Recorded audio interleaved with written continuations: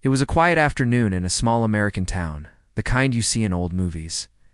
The park was peaceful, with the distant sound of children's laughter and leaves dancing in a gentle breeze.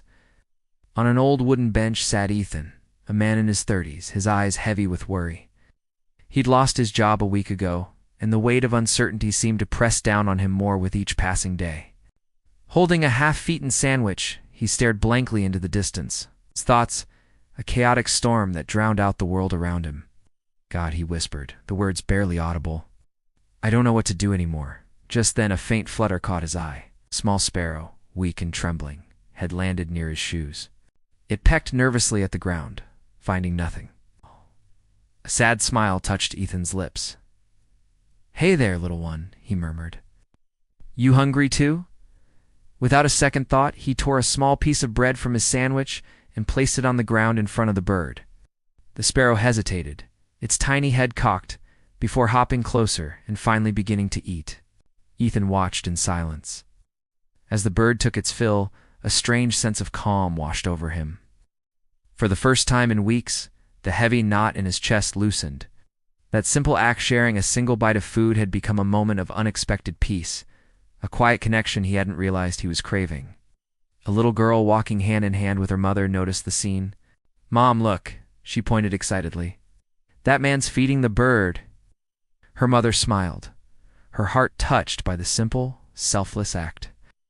Later that evening, as she placed a bowl of food on her own porch for the neighborhood's stray cats, she told her husband, "You know, I saw something beautiful today, kindness for no reason." And just like that, Ethan's small gesture had begun to ripple outwards, spreading from one heart to another without him even knowing. Days turned into a week, and then another. Ethan found himself drawn back to that same park bench every day. And every day he brought a little extra bread for the birds. It became his ritual, a small moment of purpose in a life that felt adrift. Soon, other people started to notice. An elderly man who often fed the pigeons began to sit on a nearby bench, and they'd exchange quiet, knowing nods. Then, a young woman who jogged through the park every morning started to pause, dropping a few crumbs from her energy bar before continuing on her way.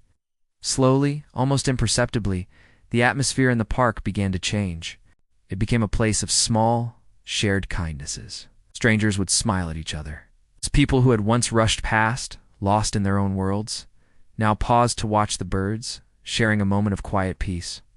The park had transformed, not by grand design, but by the accumulation of tiny, gentle acts. One crisp morning, as Ethan was scattering bread for his growing flock of feathered friends, a man in a crisp shirt approached him. "I see you here every day," the man said, his voice warm and kind. "You remind me of my son. He has that same gentle way about him." Ethan looked up, unsure of what to say. The man continued, "I own that little cafe just down the street. We're looking for some help. I was wondering, would you be interested in a job?" Ethan froze. The words hung in the air, seeming too good to be true. His eyes, which had held so much worry for so long, now filled with disbelief and a rush of overwhelming gratitude. The cafe owner saw the emotion on his face and smiled. "Anyone with a heart that gentle," he added, "deserves a chance."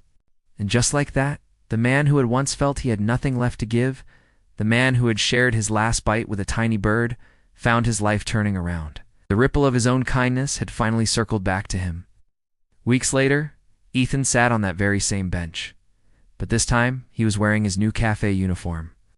A clean apron tied neatly around his waist. He was on his break, and the air around him was alive with the happy fluttering of birds. With a contented smile, he dropped bits of bread for them, his heart full. As the sun dipped low, painting the sky in brilliant shades of gold and orange, Ethan looked up. In the quiet of that perfect evening, he whispered, "Thank you for sending me this little teacher." In that moment of profound clarity, he understood something deep and true. Kindness doesn't always come back in the way we expect it to. It's not a transaction, but it always returns. Sometimes it saves others, and sometimes it ends up saving us. That single bite of food, given without any expectation, became a lifeline for a hungry bird. And in the most unexpected way, it became salvation for a man who had almost lost all hope. It's a beautiful reminder that even the smallest act of kindness has the power to create miracles. When you give with an open heart, you don't lose anything, you grow.